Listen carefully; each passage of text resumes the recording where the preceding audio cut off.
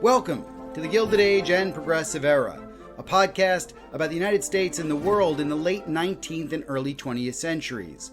I'm your host, Michael Patrick Cullinane. Welcome back to the show. We've often been told to dress for success, although in the same breath, I think we've also heard the saying that we should put substance over style. So which one is it? Maybe it's both. In the Gilded Age, fashion changed markedly, as it does today. Just as we do today, back then, people made fashion statements with their clothes. Women, in particular, made fashion an expression of politics, much like we do today. You could think of Melania Trump's pussy bow blouse, Hillary Clinton's many pantsuits, or in 2022, at the Met Gala, Camila Cabello wore an upcycled dress, which was clearly a statement about the environment. In short, fashion matters. And today, I'm joined by Einav Rabinovitch-Fox, who teaches at Case Western Reserve University in Cleveland, Ohio, and she specializes in U.S. women's history. Today, we're speaking about her book, Dressed for Freedom, American Feminism and the Politics of Women's Fashion. Welcome to the show, Einav. Thank you. Great to be here. We're here to talk about your super book, Dress for Freedom, which makes the case for fashion and for clothing specifically as a material culture that's charged with political meaning. So I'm just going to open it up to you. What does fashion tell us about feminism that things like, say, the Seneca Falls Convention or the 19th Amendment can't tell us about feminism? Sure. Clothes matter, right? We see it all around us. They're very, like any other, I think, form of historical source, they're a way to get into the past. And I think because we all wear clothes, right, it's something that is very tangible, and it's a way to communicate ideas in a very kind of like immediate way. Oftentimes, even before we speak to a person, right, before we hear their accent or how they speak, we form an opinion about them, right, from what we see, how they dress and how they look like. So it's something that I think, for many of us, it's very unconscious way of of looking at the world, and we all kind of like, oh, we all wear clothes, we all understand clothes, but I think like any other form of communication, it is something that we need to learn, and we need to learn to decipher. But it's something that can be used in ways that because we all wear clothes, right, we can all make those statements through appearance. And that's something that, especially if you work with women, or that, historically did not leave us a lot of written records, or with populations that, again, do not leave written records or did not have access to power. Clothes was a very useful way to make those statements and to convey those ideas. So when we think about feminism and women's rights in particular, I think when we look at fashion, we can look at a lot of other groups, and not just the middle-class women who came to Seneca Falls and, worked in the suffrage movement, although, I have a chapter in the book on the suffragists. They were very savvy with their clothes. But it does give us kind of like a window to other groups or marginalized groups that not necessarily left records. But it also, I think, and even more important, allows us to think about feminism and women's right as an everyday practice, and not as something that is very kind of like very in the legal form, or kind of like very far away from us. But it is that you practice, and you are being a feminist doesn't mean, kind of like writing a lot of books about it, but also kind of like this everyday practice of what does it mean to be feminist? What does it mean to think about those issues? And clothes, because we all wear them, allows to do that. I think that's a great answer. And I think obviously there's that unspoken, it is literally unspoken, it's material culture. So it's not written or oral. And maybe you could give us a few examples of times when fashion trends or styles facilitated feminist politics. And what I mean by that is like, did fashion bring feminism into the mainstream public discourse? Or are, or are there other examples that you want to give? But in your own sort of like research, how does fashion lead to, public questions of equal rights and feminism in particular? Yeah, so and that's a great question. And I think that right, when we often do think about feminism and fashion, it's like the Roman Empire, right? I think about it all the time. But um, for people who don't think about fashion and feminism all day long. I think the most kind of like famous example is the bloomer costume, which was actually a very notoriously outrageous costume at the time. It was worn by Amelia Bloomer. This is how it got the name, but also Elizabeth Cady Stanton and other kind of like very prominent women's rights advocate, and it became very associated with the struggle for suffrage and for women's right. And what was so outrageous about this dress was that it included pants, and in the mid 19th century, that was a very big challenge to the gender hierarchy and gender norms, because women were not supposed to wear pants. Pants was very much associated with masculinity. And it was a flop. It was, it didn't work. It wasn't successful. It didn't came into the mainstream, and it actually was used as a backlash and as a trope against feminist for a long time, way, way long after they abandoned that outfit, and partly as a way kind of like, oh, you see all those feminists, these are crazy women who are trying to become men, who are trying to kind of like destroy the world and to make it upside down, right? Because look, they ugly, they wear pants, they're masculine. And it became kind of like, right, a way to really attack feminists. So by the 20th century, feminists were like, we don't want to be associated with the bloomers. Does not help us and does not help us to promote the cause. And they were really thinking about, right, we need, and especially in the suffrage struggle, because they need to convince men to give them the vote at the end of the day. Um, how do we do it? And part of it was about presenting a fashionable, a beautiful, feminine image that will see, we want we want to be equal, but we're not a threat to society.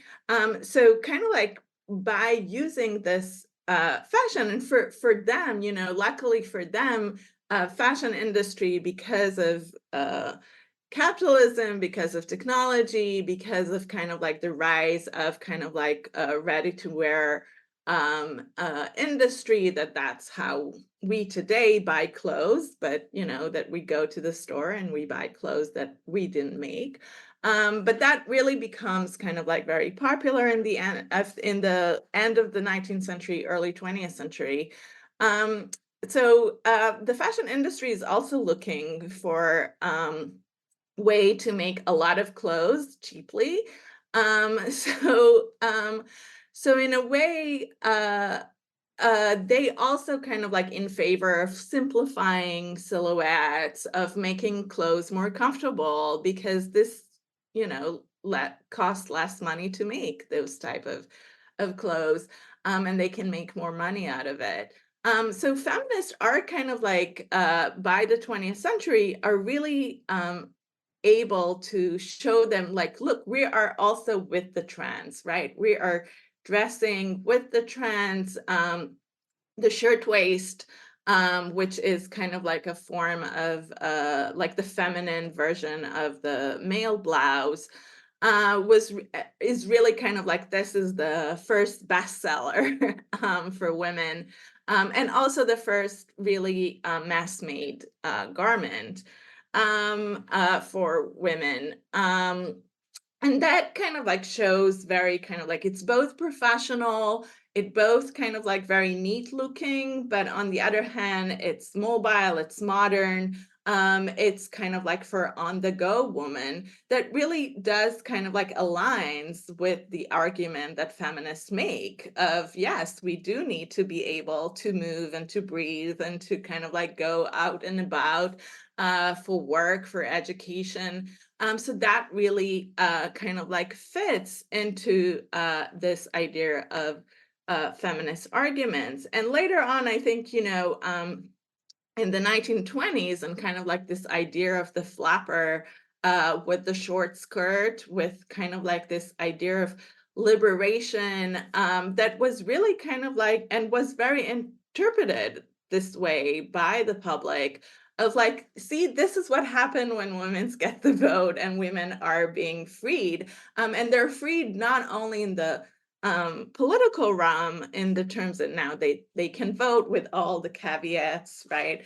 That the 19th century, the 19th Amendment did or did not do, but the flapper with her short skirt, with her, very free lifestyle of smoking and dancing and kind of like what we think of as the roaring 20s, really symbolized this idea of freedom, of liberation, that is not just about political rights, but it's also about freeing your own body. It's about, ability to go and to move in ways that was really for the first time in history. People were like, oh, women have two legs and they can actually use them, right? um, so, so really to think about this, and even, it's small things, but you don't have hair on your head, so you might not be so aware of it, but hair weighs a lot, clothes weighs a lot, and what the 1920s did was really to make clothes, to make the weight of clothes and hair just irrelevant. And it really, I mean, and everybody wants to, wake up next morning without 10 pounds on their body, but that was the feeling for many women. So it's a very tangible, it's not like, an abstract idea of freedom. And that change, it wasn't overnight, but sometimes it was very quick. So for a woman who was 15 in 1905, by the time she's 35 in 1925, she would have lost almost 10 pounds from just hair and clothes, because she would have cut her hair, and that's 3-4 pounds, just the hair, and it's not on your head all the time. I mean, so just this tangible feeling of freedom, and kind of like lightweightness, is something that I think, and many women were really kind of like feeling it, in a very literally sense. So I think we shouldn't underestimate how much that change was, because, yes, voting is great, but kind of like be able to go on a weekend and pack clothes that goes into a small suitcase, instead of, a trunk. That makes a lot of difference for the everyday life of women. What I would give for 3 pounds of extra hair on my head, I know. And I'll have you know, back in the day, my hair was longer than yours, believe it or not. So yes, I might be free, but I feel slightly diminished now. I need to enhance my appearance with ridiculous costumes now, I think. But anyway, no, that's a wonderful explanation, wonderful examples. I want to dive into some of them, particularly the shirtwaist and the flapper in a little bit more depth. But I really love that you pointed out there that fashion is not just about the clothes too. It's much more than that. It's not even just the accessories. It's the literal feeling of liberation here. So, but let's go back to the shirtwaist. And I was wondering if you could do two things with the shirtwaist, because you mentioned it there. It plays a really big role in your book. It's the first chapter. It's probably the biggest chapter. It's really a wonderful look at a style that transformed, I think, life for women over a decade.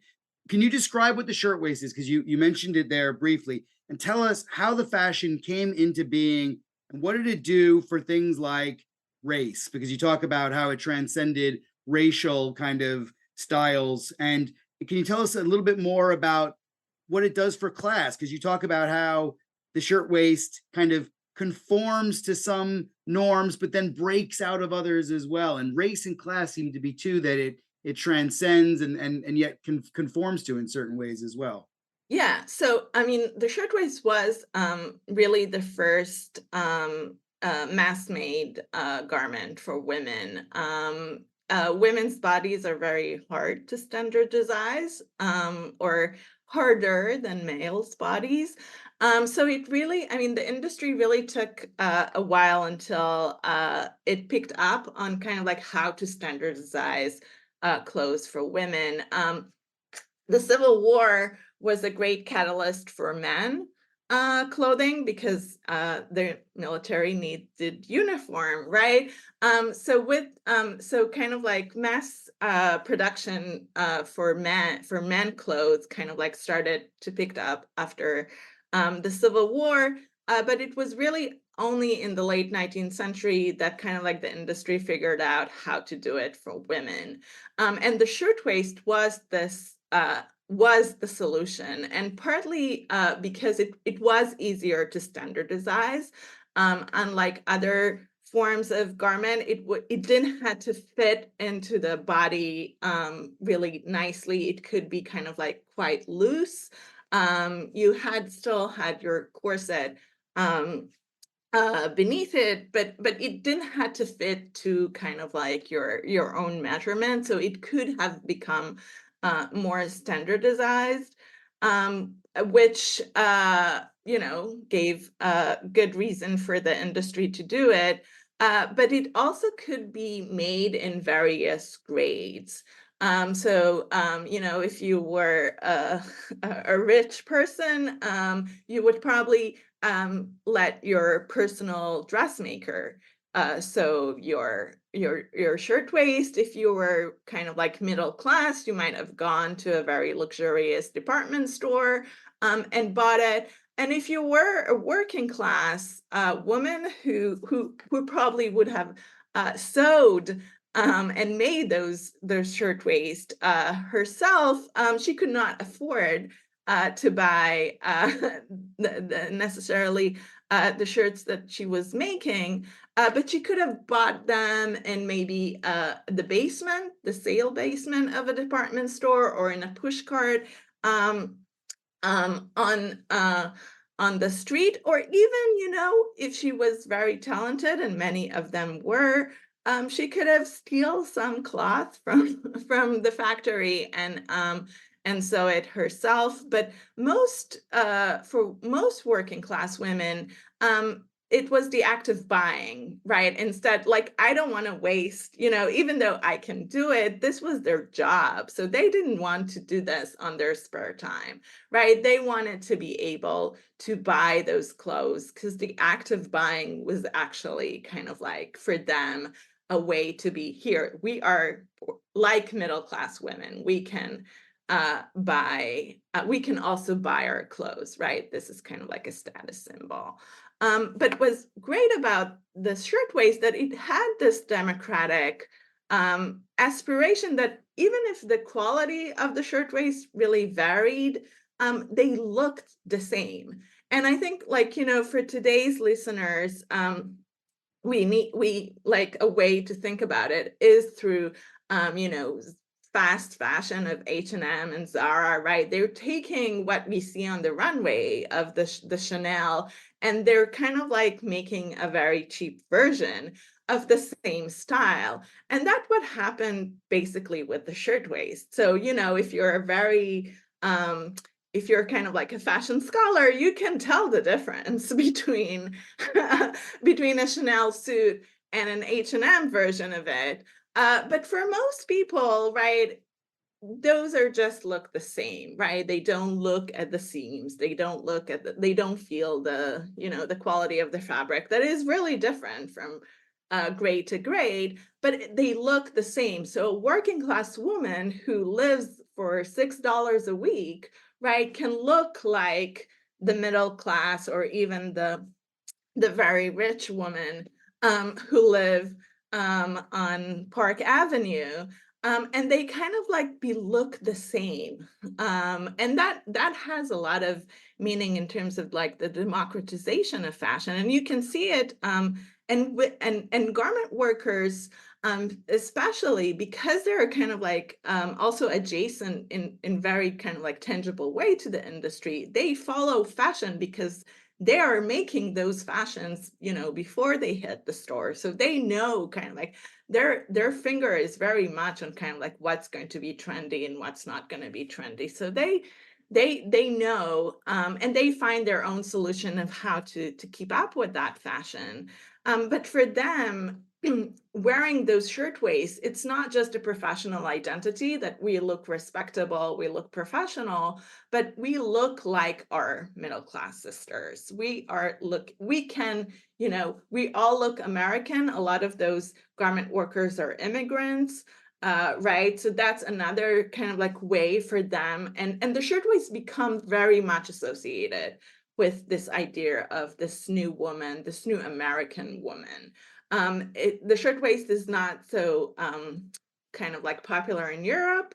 It's very much associated with the American industry. So for those immigrant women, that's another way to show, look, we are American citizens, right? That's and again, for someone who might might not know English so well, or kind of like doesn't speak uh, great English, or have different kind of foods that she's eating right at home, or have maybe she's Jewish, so she has different customs. I mean, but if she's wearing a shirtwaist, she looks like any other American. And that's kind of like often the first thing that immigrants do when they come to the country. They shed their clothes from the old world and they buy a shirtwaist because that's kind of like show that they are Americans. And you can see later on when garment workers are starting to get more militant and to strike, when they standing in the big strike of 1909, and there are rich elite women who are standing on the picket line with them in solidarity, and they're getting arrested together, right? Because I mean, Mrs. Morgan, the daughter of J.P. Morgan, is standing with those strikers, and she gets arrested, and you kind of like, who is the policeman who who dared to arrest the daughter of JP Morgan?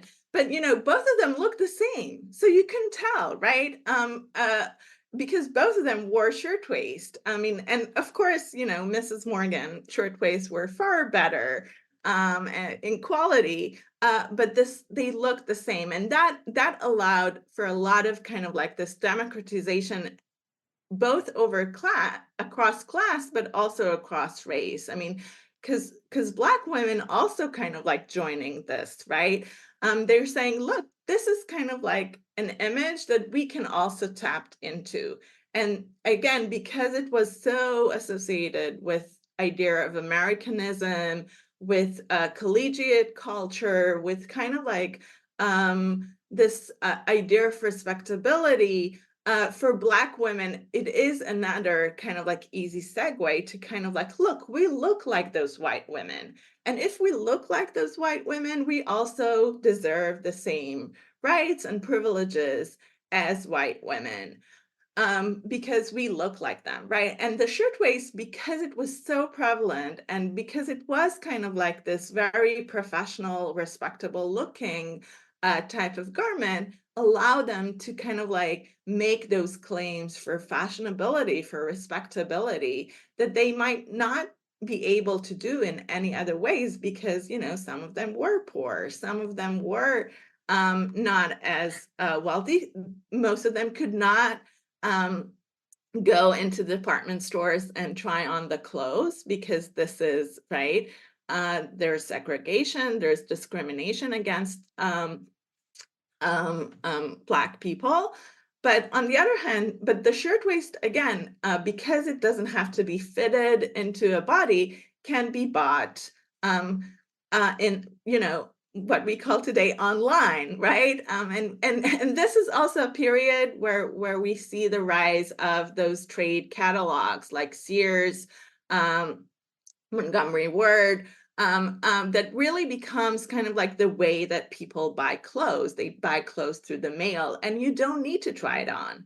And Sears was very kind of like progressive in a way that did allow Black people to participate in this consumer culture in a way that was less discriminatory, right? Because you could just send your money and you got your shirtwaist in the mail. And again, you were part of this fashion conversation, even if you were not, the most kind of like obvious person to participate in that conversation.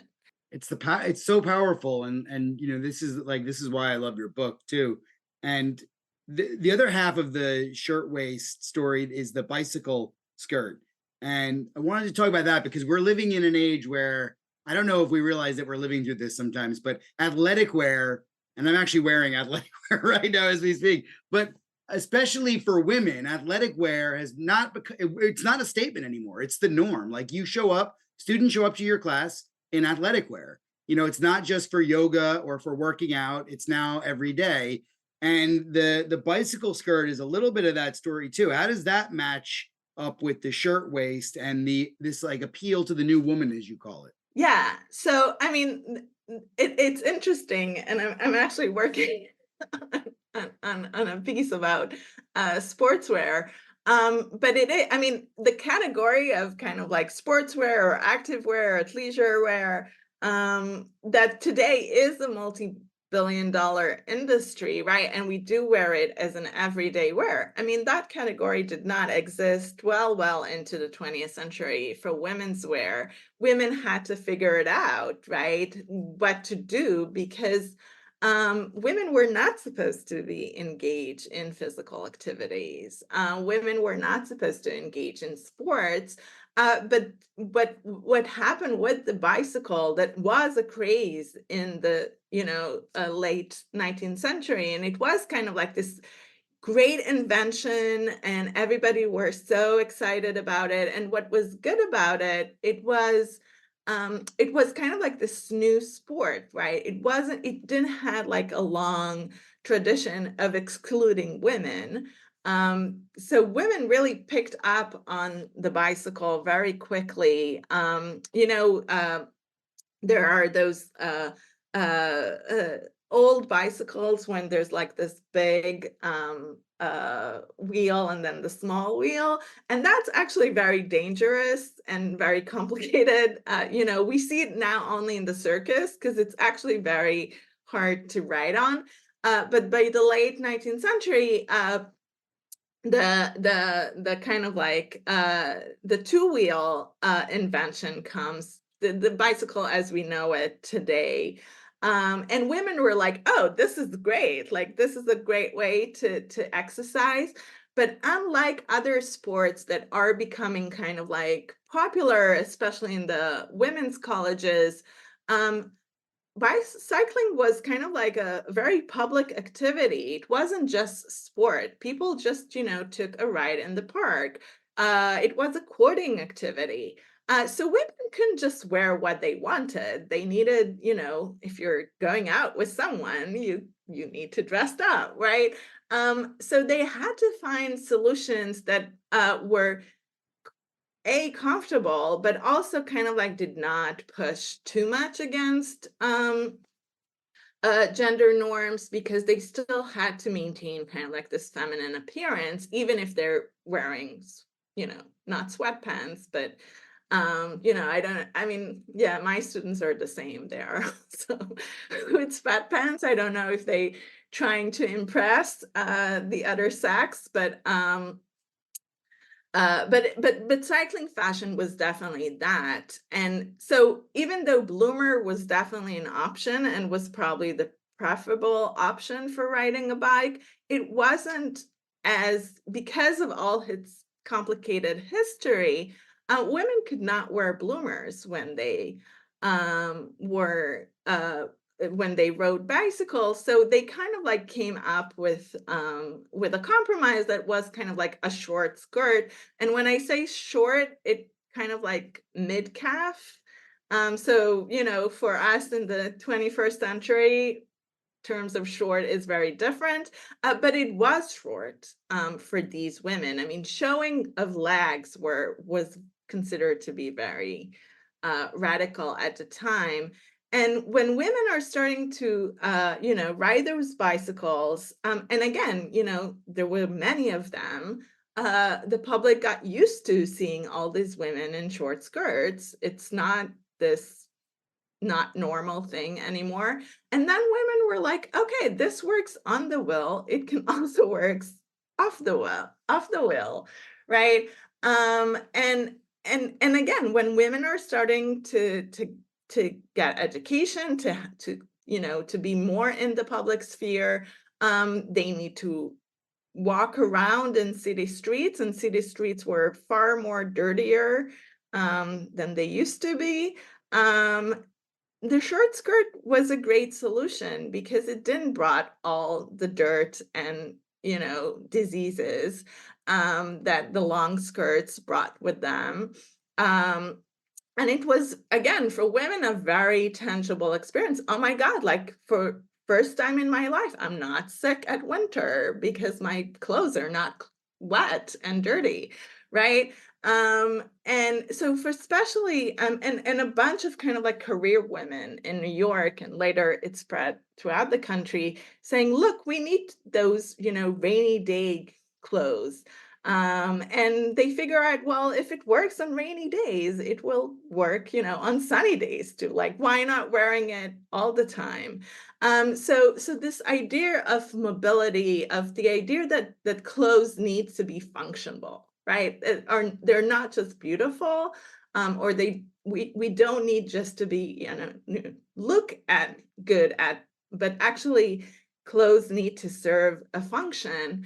Really becomes popular through these athletics, through sports, in a way that everyday wear become kind of like similar to sportswear.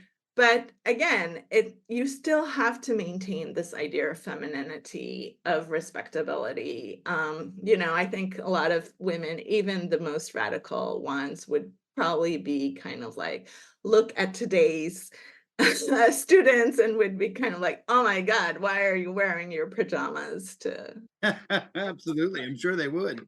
I think I do that sometimes too, and I'm only maybe a generation removed. But okay, well, you there's so much I want to pick up on there, but I'm going to save that for when we talk about New York and bohemian styles, because I think there's some questions there about sectionalism and style in different places and where do the styles come from. But before I do that, I want to just look at the suffragette movement, or the suffrage movement, which that really gained traction in popular imagination. Your book points out when they took up performance and pomp, and and fashion was a part of that. So tell us what the suffrage style was, what the clothes looked like for both African American and white suffragists. I mean, you talk about this style called the Oriental style. So maybe you can tell listeners what that was. Yeah. Right. So in the beginning of the 20th century, I mean, although I have to admit, I mean, the fascination with the Orient, or with Orientalism, or the Far East, has gone, for many years. And it has, as in fashion, right? We have trends. So there was like a trend in the 19th century, which actually the bloomer is part of it, because it is Turkish trousers. technically, that kind of like imitate the harem pants. But by the early 20th century, there is this, again, fascination with the Orient, mainly with Japan, and kind of like more that Far Eastern cultures, partly because Japan is by, the early 20th century does rise as this powerful military force, a modern empire. After years of seclusion, Japan is kind of like becoming one of the kind of like global powers. So there is this fascination with that Japanese culture. But it was really, I mean, like good, white imperialistic people, the adoptions from the Orient is very kind of like loose and not historically or necessarily accurate. There's also still very much a fascination with Turkey and kind of like the Middle East. So, you can find in one outfit all kind of inspirations that would deem Oriental, but they're not necessarily from the same geographical space or geographical time. But there is this fascination with the Orient in a way that, Edward Said also talked about that this is kind of like this very, it's sexualized, it's very exciting, it's very feminine too, right? Unlike the Western rational kind of like seriousness that very much is associated with masculinity. The Orient is feminine. The Orient is emotional. But for women and for feminists, the Orient is also a place of freedom in some sense that they can experiment, and especially white middle class women can afford to experiment with kind of like all kind of conventional clothes and styles, and worst thing worse, they will be Oriental, right? This is like the Oriental style. They're not going to be censored as this is not respectable, or you're so they have kind of like this allow of freedom, and the style that comes, especially the kimono styles, are more comfortable, are more loose. They don't include corsets. If you look at the Middle East, also you have the pants, the harem pants, that becomes kind of like very fashionable. So kind of like feminists are really kind of like using this Oriental style and the fascination with the Oriental style to kind of like experiment with their own clothes and to find their own way of dressing in a way that will fit their own ideas of, bodily freedom and freedom of movement, that the kimono does allow them to do. So for them, it was a way to kind of like take out something that was kind of like was supposed to be very intimate, very kind of like private form of wear, and say, no, this is this is a public outfit. But because it was in fashion, people are not looking at them as like, oh, these are crazy feminists, but they're like, oh, these are very fashionable women. Maybe we should listen to what they say. And the suffrage movement in particular was very good at understanding, modern political campaigning. I think, today we're like, oh, of course, politicians needs to craft an image and need to kind of like play with visuals. And a lot of this modern campaigning was actually invented or popularized by suffragists. And they were really good in utilizing this modern technology of campaigning to push for their for their goal, and they succeeded. The 19th Amendment did pass in the end, and they were very savvy about it. So they used they knew how to use the press. They knew again how to build an image for who is a suffragist, right? most of it was actually not in terms of styles so much as in just colors. So the use of colors are very kind of like interesting in the suffrage movement because they're very intentionally using colors, right? We now know suffrage white, and that's something that, we see it even in today's politicians who are using kind of like that association with the suffrage movement. But the suffrage movement really, so the three suffrage color, purple, yellow, and white are really becoming kind of like part of their campaign. And the way to do it, right, is to dress in those colors. And white dresses are just cheaper, right, to have. And also they work really well in the black and white photographs that needs to be printed in the press, right? So that contrast of color between black and white really pictures well. And suffragists are really kind of like attuned to those things. So white dresses, even though again they were using a more sophisticated color palette actually, but it kind of like gets lost in the black and white evidence.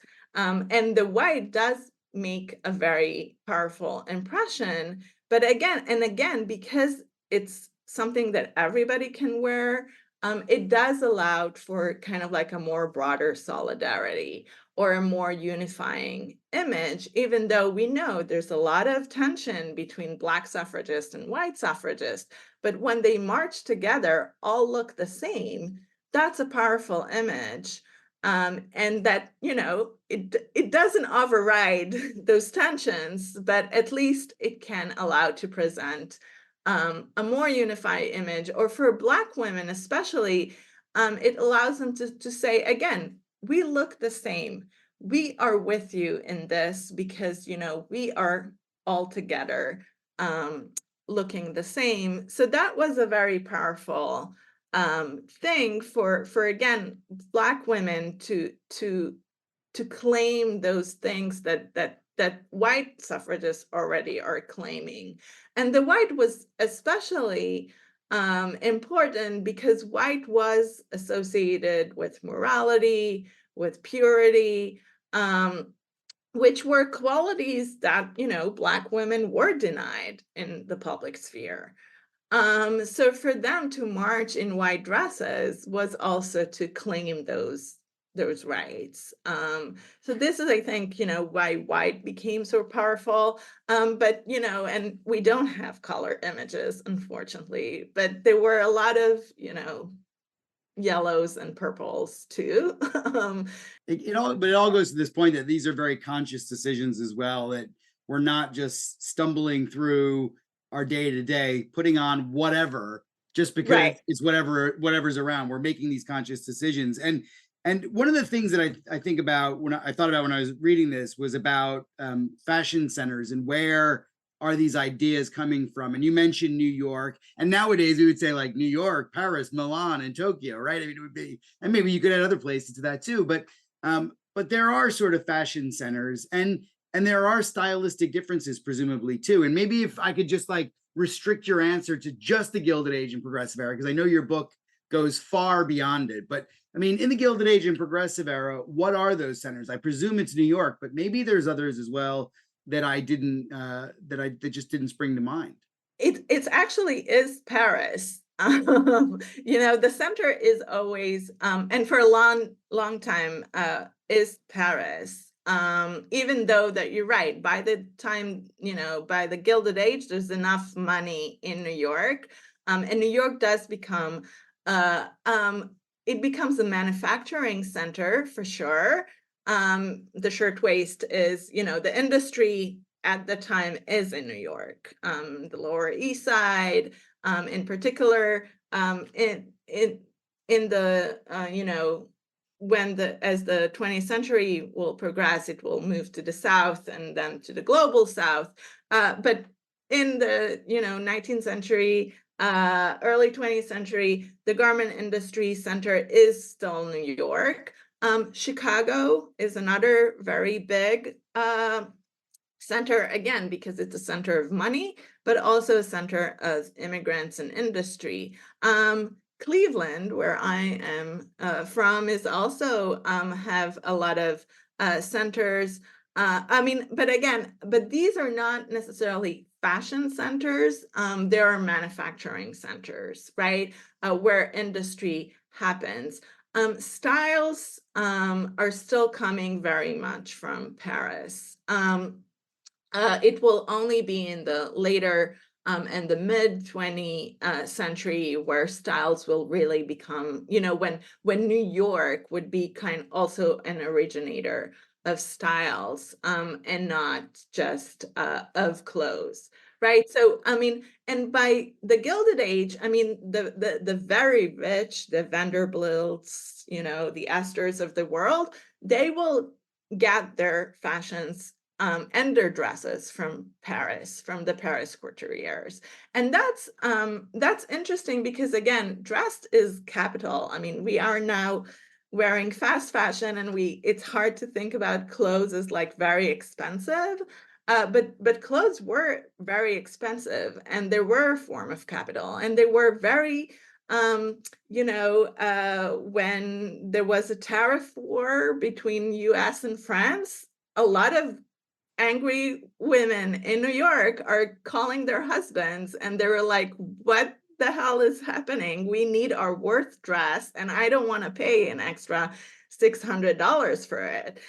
Right? So women are very much involved in kind of like this very serious conversation about capitalism through their engagement with fashion. So the very elite does still goes to Paris, 2-3 times a year, being measured, going and have their dress sewn to a person, right? It is Worth maybe, or other French designers, but they are dressed for a certain person. The kind of like the middle class, or kind of like, right, people who are less financially wealthy, they will probably get their clothes either imported from Paris or being sewn in America, but based on a French design. So what happened is that, a buyer from a department store will go to a fashion show in Paris, will see, okay, this is the trends of the season. And then he will buy, or she will buy a few dresses that are kind of like French originals, right? And then the department store will sell those as French originals.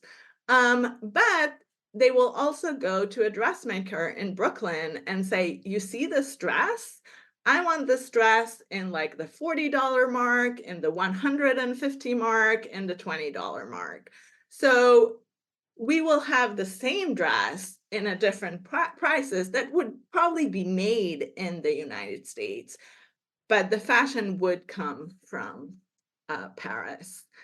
So yeah, and for kind of like, other like places like Chicago, San Francisco, St. Louis, these women, or the elites in those places, will maybe, some of them will go to Paris as well, but some of them will go to New York, right, and will buy those Paris fashions. So it is kind of like this trickling down of styles, but very much until the Second World War, Paris will be the capital. Yeah, and I presume it still thinks of itself in that way too. Although your one of your later chapters in the 1940s and 50s talks about female designers in the United States as well, and that's a really great story of empowerment through that industry. I'm not going to ask about that, although I would encourage readers to go pick up the book and get to those chapters about the 1920s and the flapper, which you mentioned, about the women that are working in the industry, the design industry. But I wanted to ask you about the research, because I imagine that must have been a lot of fun, if not really frustrating at times, because you've got original sources like the designs and the outfits, and that must have been great to like find and explore. But then you have to get to what you're talking about in some of these answers that you're giving me about like the motives for style and the impression that these styles would have made on other people. And that seems rather difficult to find at times. Am I right? Yes. Unfortunately, most of us do not write a manifesto, right? Why, when they get dressed up, in the morning, right? So it was really hard to find those smoking guns of like, oh, today I wore this dress because I wanted to show my support for whatever. So I didn't have I have like one or two of those, but I don't really have, because again, most of us are not doing it, right? So it was hard sometimes to get into kind of like, okay, but why are you really wearing those things? But fortunately, some of the women did write about it. I was actually quite surprised. um when I started this research, I was also kind of like, how do I get into it? So and it took a while, but kind of like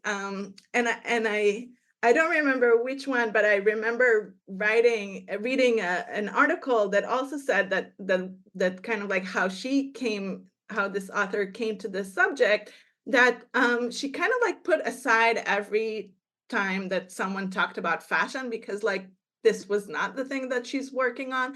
And after a while, she was like, oh my God, I have a pile.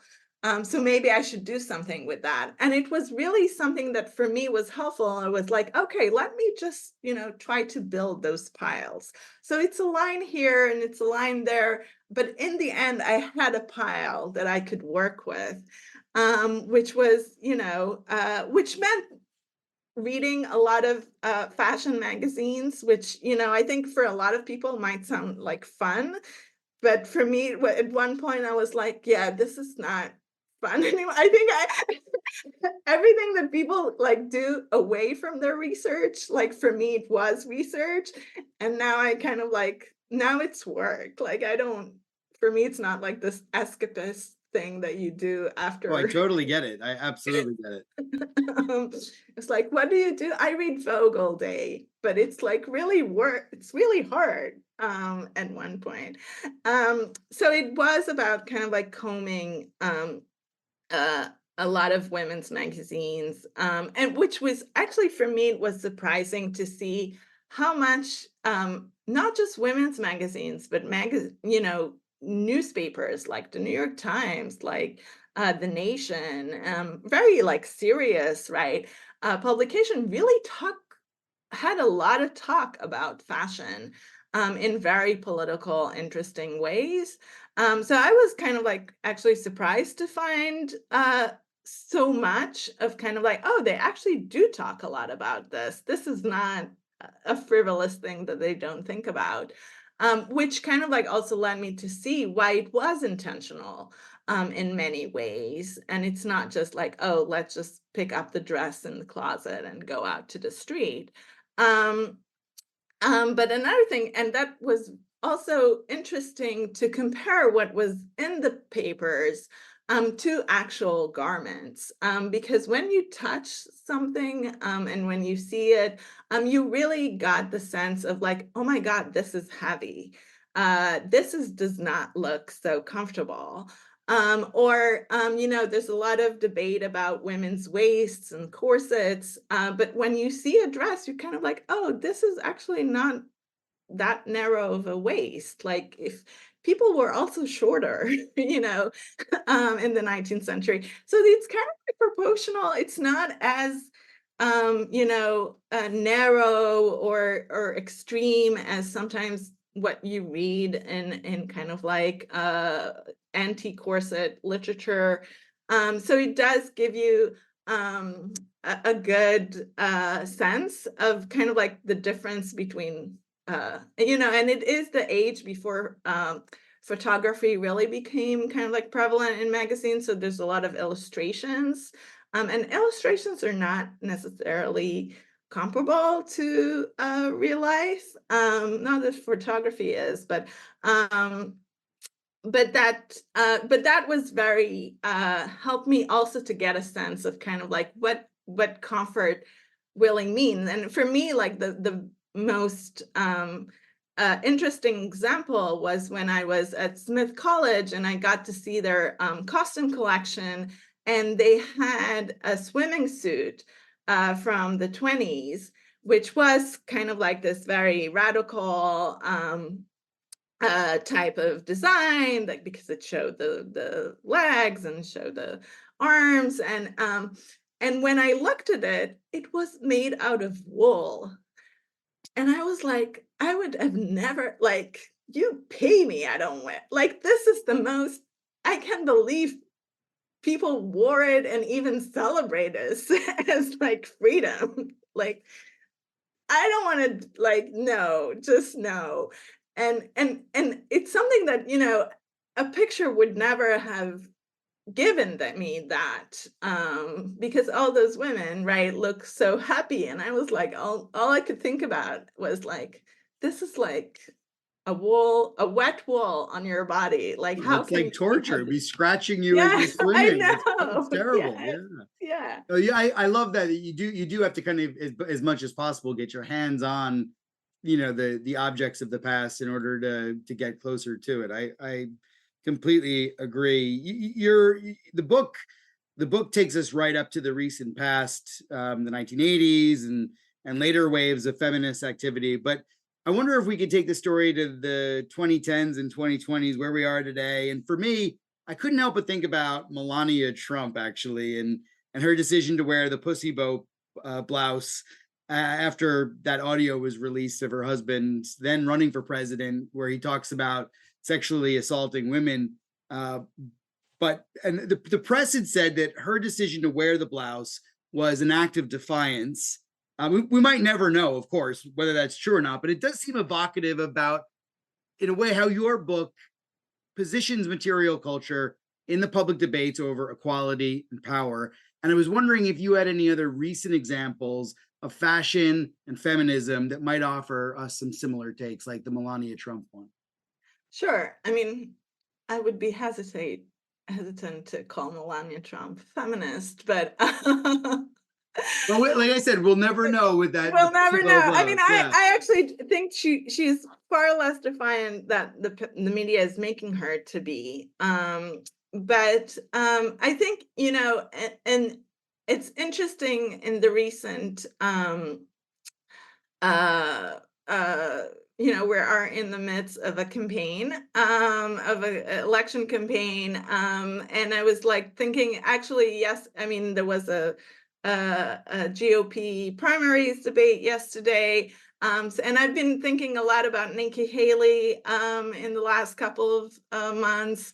I think actually that Nikki Haley has not found her style yet. She's experimenting with all kind of looks. None of them actually works well for her, I think, and she has a very difficult thread to kind of like to thread, because she needs to look powerful, and she's a woman of color in a Republican Party, so she's trying to find her way. I think it's a problem for her that we're in January and she doesn't have an image yet.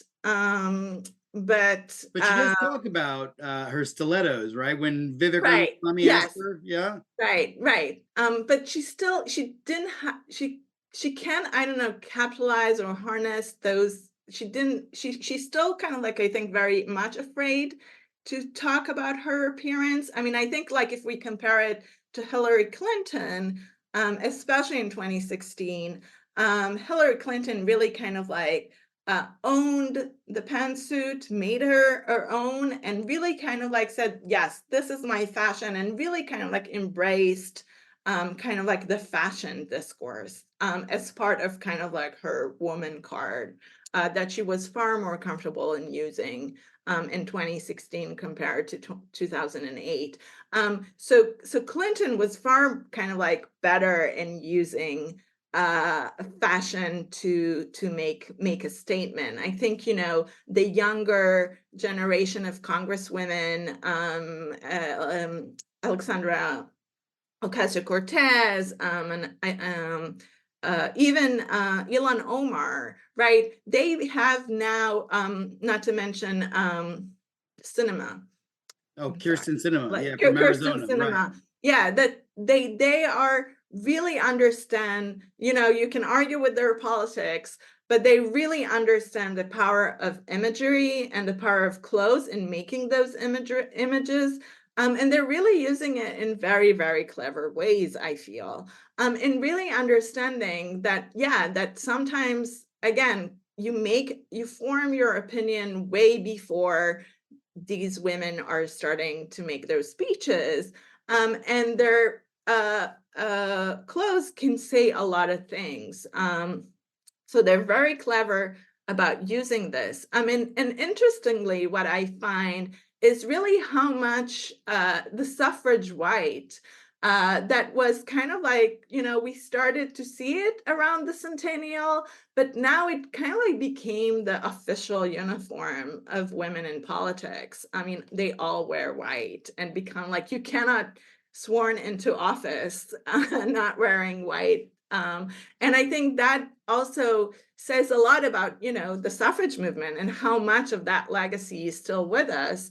But also how today's politicians and, on the spot, not just women, men use it too.